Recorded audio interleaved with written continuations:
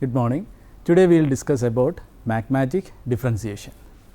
So what is this magma means? Magmas are molten materials which is found beneath the earth crust. So due to the consolidation of this magma we will get igneous rocks. Due to consolidation magma are also due to the lava. That means the molten material which comes to the surface will get lava. So there the consolidation of magma and the lava results the formation of igneous rocks. Now in the present day, magma formation is mainly confined to divergent and convergent lithospheric plate boundaries as well as within the lithospheric plates. Now most of the magma forms by the asthenosphere by the partial melting of the peridotite rocks. We know that peridotite is the major rock type in the mantle. Peridotite is mainly composed of olivine plus pyroxene. Now why we are getting different types of igneous rocks? That means heterogeneity in igneous rocks. The heterogeneity in the igneous rocks are mainly due to variation in the source rock, degree of partial melting, and the third point, that is our topic today, that is magmatic differentiation. First we will go through the variation in the source rock. Based on the variation in the source rock, we will get different types of magmas. For example, if we are getting the peridotite as the source rock, then the peridotite undergoes partial melting, give rise to basaltic magma. So there is an heterogeneity is rare. If the basaltic magma undergoes partial melting, which will give rise to andesite and tonalite magma. So there is another difference in composition. So on the basis of variation in source rock, we will get different types of igneous rocks. Now the second point, on the basis of degree of partial melting of the source rock. Here we say that even if we are having the same source rock, the degree of partial melting varies. So here for example, we will take the source rock as peridotite. So this peridotite undergoes various degrees of partial melting, and based on that we will get different types of rocks. If the degree of partial melting is less than 20% on peridotite, we will get the rock is alkali basalt. If the degree of partial melting is in between 20 to 30, we will get picritic basalt, and if the degree of partial melting is in between 30 to 40, the rock we get will be komatitic basalt. So here what we have seen is that even if the same source rock is there, but on the basis of degree of partial melting, we will get variety of igneous rocks. Now we will look into our topic, that is magmatic differentiation. This is one of the major process that results in the formation of heterogeneity in the igneous rock. First of all, what is the definition of this magmatic differentiation? A magmatic differentiation can be defined as the process that makes an homogeneous magma into heterogeneous. So there are different mechanisms are there for this magmatic differentiations, and we can see each one: crystal fractionation, liquid immiscibility, liquid fractionation, assimilation, zone refining, and last one is magma mixing. Now we will look into each one. The first one is the crystal fractionation. Now in the case of crystal fractionation, as we know, the magma which forms in the mantle will move upwards and begins to cool and crystallizes. And the crystallization of magma occurs over a temperature range rather than at a specific temperature, and the temperature at which the crystallization starts from magma is known as the liquidus temperature, and the temperature at which the crystallization is complete, and that temperature is known as the solidus temperature. So we have two different types of temperatures. Now the crystallization of a magma have two types of crystallization. We have equilibrium crystallization and the fractional crystallization is there. Equilibrium crystallization is a type of crystallization in which the early formed mineral from the magma again reacts with the melt, and this process continues until all the melt have been completely transformed to that corresponding crystal, which is having the same composition as that of the magma. Now in the case of fractional crystallization, the early formed crystal has been prevented from reacting with the magma. So due to this type of crystal fractionation, we will get different types of rocks, and that's a reason for having different types of igneous rock. Now we will look into how the fractional crystallization helps in formation of various types of igneous rocks.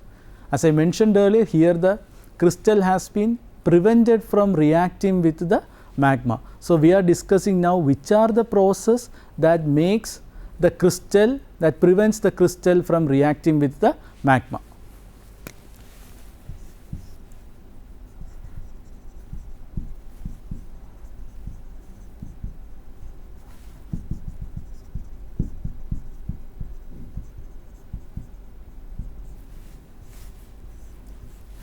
Now, we look at which are the different types of process that will create this fractional crystallization.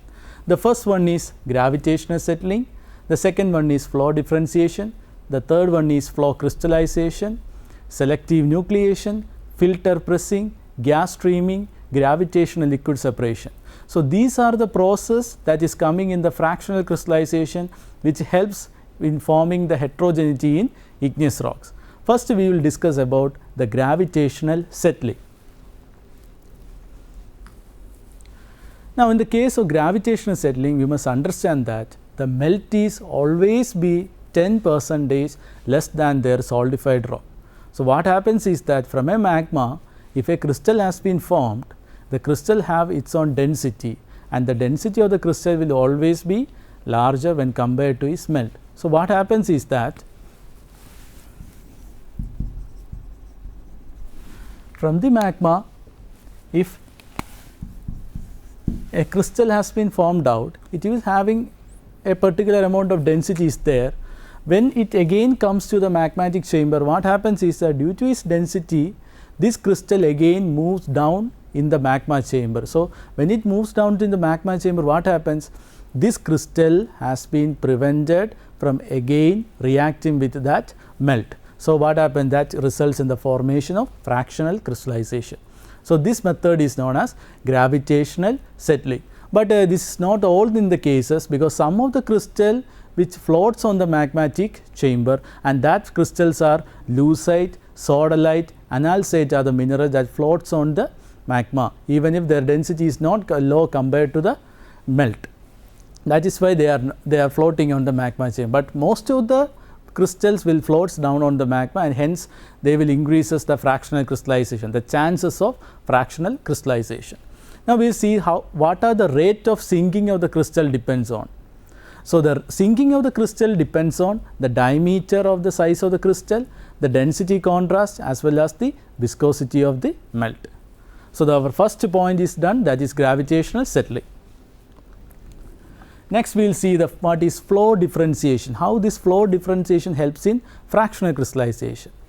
Flow differentiation means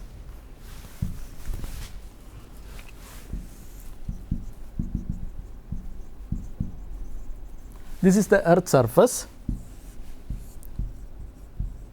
Here we are having the magma which is kept under a high temperature. Here, when this magma allowed to move towards the crustal region through a passage, what happens when the magma moves upwards? Its temperature naturally decreases. So, when the temperature decreases, crystals will be formed from that magma. In the case of flow differentiation, what happens is that the crystals that is forming in the magma, they will be always be concentrated towards the center of this flow. Here, if the crystals are forming from this side, when the magma moves upwards, all the crystals will be concentrated at the center of the flow. So, what happens when the crystals are always being concentrated at the central portion of this passage, they will be prevented from again reacting with the melt, and hence favoring fractional crystallization. There is one more advantage of this reaction is that since the crystal has been concentrated in the center of the magma, when the magma moves towards the different part, what happens as intrusions, what happens is that the composition of that intrusion always changes. So, suppose if the first formed mineral will be olivine from the magma, which means that the melt will have a lower amount of Mg, Fe and Si in it, because that Mg, Fe and Si components have been used for the formation of olivine. So the composition of that magma has already changed. Then if magma is formed to another region, then pyroxene will be forming out. So again the incompleted Mg and Fe in that, after the formation olivine, some of them will be there, that will be used for the formation of pyroxene. So that pyroxene component, Mg, Fe, Si component from the magma has been used for that. So the composition again changes. So due to flow differentiation, we will get a wide variation in the composition of intrusions, because all the crystals have been forming from the magma, and due to that the magma's composition always changes. Now the next important process resulting for the fractional crystallization is flow crystallization. What is meant by this flow crystallization is that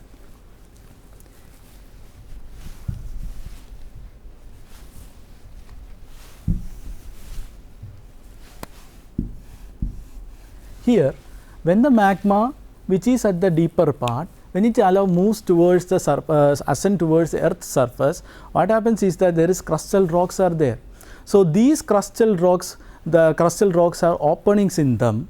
So what happens is that when magma moves towards the upper part, the crystals that is forming in the magma will be plated on the fissures and openings that is present on the crustal rocks.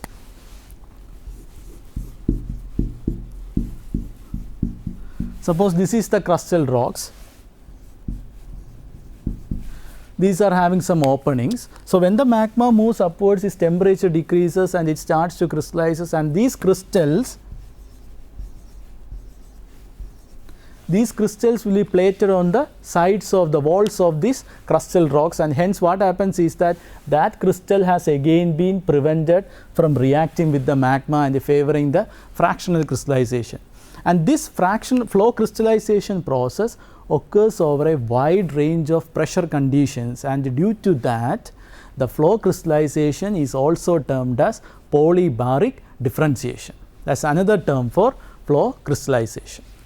Next we will discuss about the filter pressing. This is another process that creates magmatic differentiation, and filter pressing is the mechanical separation of a melt from the crystal indices in a partially crystallized magma is known as filter pressing. Here this is a mechanical process. What happens is that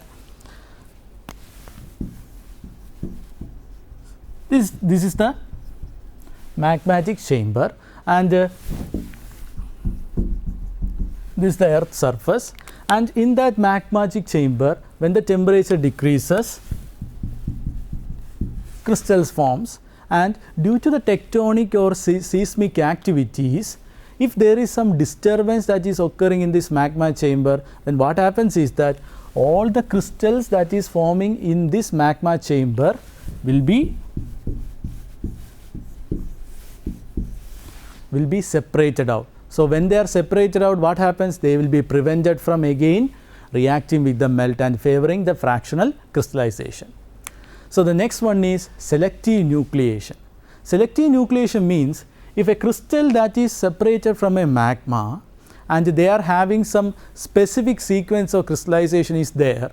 So when a crystal, suppose a crystal X have been separated from the magma, and again if the crystal X have been come into contact with that pre-existing magma, in some cases that crystal X cannot be react with the magma due to some mineral constituency, and that process is known as selective nucleation, because certain mineral does not come into contact and magma won't react with that. So what happens is that even if they are in contact with the magma, because of selective nucleation they won't be reacting further. Now coming to the next point, that is gas streaming. How gas streaming favors this fractional crystallization? Gas streaming means a simple process. Here in the magmatic chamber lots of bubbles will be created out. So what happens is that when these bubbles have been created, minute crystals that is forming from the magma has been carried by these bubbles, and these crystals are hence prevented from reacting with the magma for the further their growth. So that process is known as gas streaming. The next process is gravitational liquid separation. In gravitational liquid separation, what happens is that suppose this is a magma. From that magma crystals have been formed out, and suppose this crystal that is formed out contains high amount of iron magnesium minerals are there. So what happens is that when iron magnesium minerals have been formed, the density of the magma decreases, but the crystal formed melt will now have high density. So there is a density contrast has been formed. What happens is that due to this density contrast, this iron magnesium rich fractionally crystallized melt now moves downwards, and the less denser magmatic liquid will be moves upwards. And here what happened, this process has been done due to convective movement or convective overturning of the melt will happens, and this causes the early formed iron rich crystals from further reacting with the magma. So these are the process that results the formation of fractional crystallization, and due to this fractional crystallization, various varieties of igneous rocks have been formed in the earth crust. Now we look into our general topic, that is the next one, that is liquid immiscibility. How this liquid immiscibility creates an homogeneous into heterogeneous magma. In liquid immiscibility, it is the process by which an homogeneous magma will be separated into two coexisting fractions, like oil and water. Here, like oil and water, in magma, some of the fractions melt will be always be coexisting, but they are immiscible. So what, for example, we will take silicate and carbonate melt. They are always be immiscible. So from a homogeneous magma, these immiscible fractions like silicate and carbonate will be separated as different fractions, and then what happens, they will be, if we take silicate and carbonate from the magma, they will be separated out, and after they are separated, what happens, the carbonate melt will move upwards and creates the formation of the rock carbonatite. So another important melts are silicate sulfide melts, silicate water system. These are important liquid immiscibility fractions from the magma. So this also favors the separation of an homogeneous magma into an heterogeneous magma. Now the next process is liquid fractionation. Liquid fractionation is another important process that makes an homogeneous magma to an heterogeneous without the formation of any separation or separating into immiscible fractions. Here the liquid fractionation has happened due to two processes.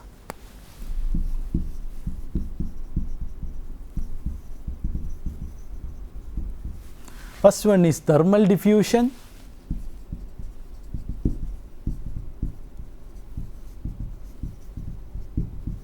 Then we have gravitational diffusion. So due to these two processes, the liquid fractionation is happening. What is this thermal diffusion means? Thermal diffusion means some of the constituents that is present in the crystals have a tendency to go either to a high temperature region or to a low temperature region, and on the basis of that, the crystals that is forming from the magma will move. And so what are, when they move, they are separated from their previous melt. So hence they are favoring what? They are favoring an heterogeneity in the magma. They loses their homogeneity. That is thermal diffusion. And the process, that effect is known as Soret effect. Soret effect means when a particular substance is placed on the surface, that substance will move either to a cold region or to a hot region according to its instinct, and that effect is known as Soret effect, and this due to this Soret effect, that thermal diffusion process is happening. Now the next one is gravitational diffusion. Gravitational diffusion means in the magma we will have different types of components are there. For example,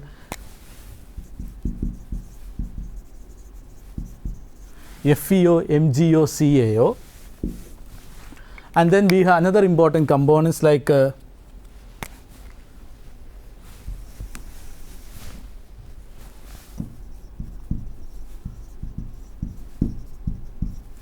Na2O, SiO2 and K2O. What is the difference between these is that this is lighter components and it is having higher density. So in between the mineral components there will be a density contrast is that, and they will be arranged according to their density contrast, and that makes the magma heterogeneous. once they are homogeneous, but when they start to crystallizes based on the density, they will be separated out, hence favoring the heterogeneity.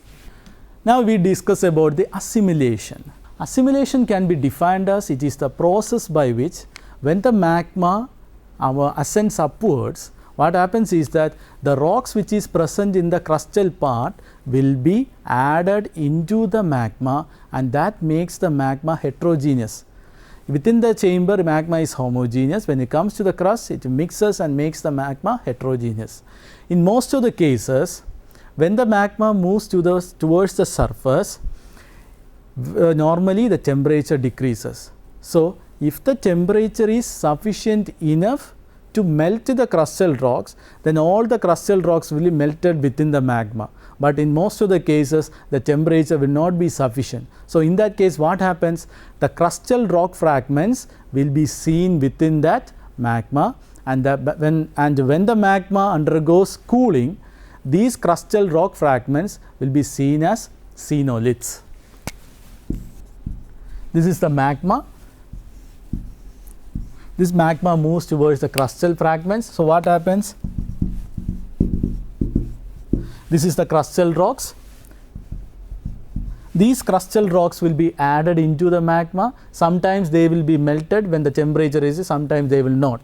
Now, how we identify this, whether the magma is assimilated or not? We can identify the magma has been assimilated or not on the basis of xenolith. Xenoliths are the best important tool whether to conclude that whether the magma is assimilated or not. If the magma is assimilated, then we use the term the crustal rocks has been assimilated into the magma. Now, what are the different factors that will affect this assimilation? The first one is temperature of the magma at the time of intrusion, the presence or absence of notable degree of heat, the composition of inclusions, the concentration of volatiles in magmas are the important factors that will cause us the crustal assimilation. And these are the factors that affect the assimilation. Now, the next important point is zone refining. This is almost similar to that of assimilation. Here, the materials have been added from the mantle itself. So, addition of material from the mantle and makes the magma heterogeneous, then that process is known as zone refining. Now, we will move to the last point, that is magma mixing. Magma mixing is the process by which the two or magmas which are having different in composition mix together and forms an hybrid magma.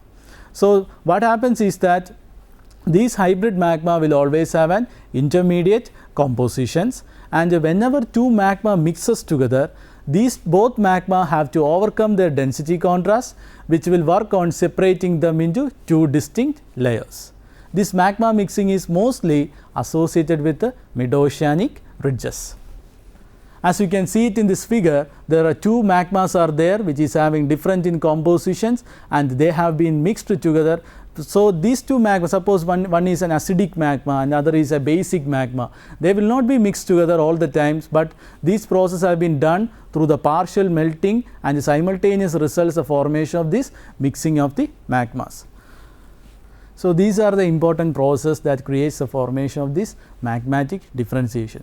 So, as we seen here, the reason for this magmatic differentiation is that we will get various igneous rocks on the earth crust, and that is magmatic differentiation. And apart from the magmatic differentiation, we have seen the variation in the source rock and the degree of partial melting of the source. So, these all favors why we are getting the various igneous rocks present in it, and we have seen in magmatic differentiation various processes like crystal fractionation, liquid immiscibility, liquid fractionation, assimilation, zone refining, magma mixing. All these processes included in the magmatic differentiation process, and within the crystal fractionation we have seen various processes that results the formation of fractional crystallization, which also favors the formation of heterogeneities in igneous rocks. Now, let us summarize the section. We have seen the heterogeneity in igneous rock, that is our main topic, and why we are having this heterogeneity in igneous rock, mainly due to variation in the source rock based on the degree of partial melting and based on the magmatic differentiation. We have seen different process that results this magmatic differentiation, that is the crystal fractionation, liquid immiscibility, liquid fractionation, assimilation, zone refining and magma mixing. These are the various processes that is helpful in making the magma heterogeneous from an homogeneous magma. Whenever magma become heterogeneous, we will get different types of igneous rocks. And another important fact is that in the first point of magmatic differentiation, we have seen the crystal fractionation. Crystal fractionation means crystal forming process is known as crystallization. We have seen two types of crystallization, equilibrium and fractional, and with that fractional crystallization is one of the most important type of crystallization happening in the earth crust that makes the more wide varieties of igneous rocks in the earth, because there are different processes that is happening in the fractional crystallization. For that to happen, that process makes the heterogeneity in magmas. Thank you.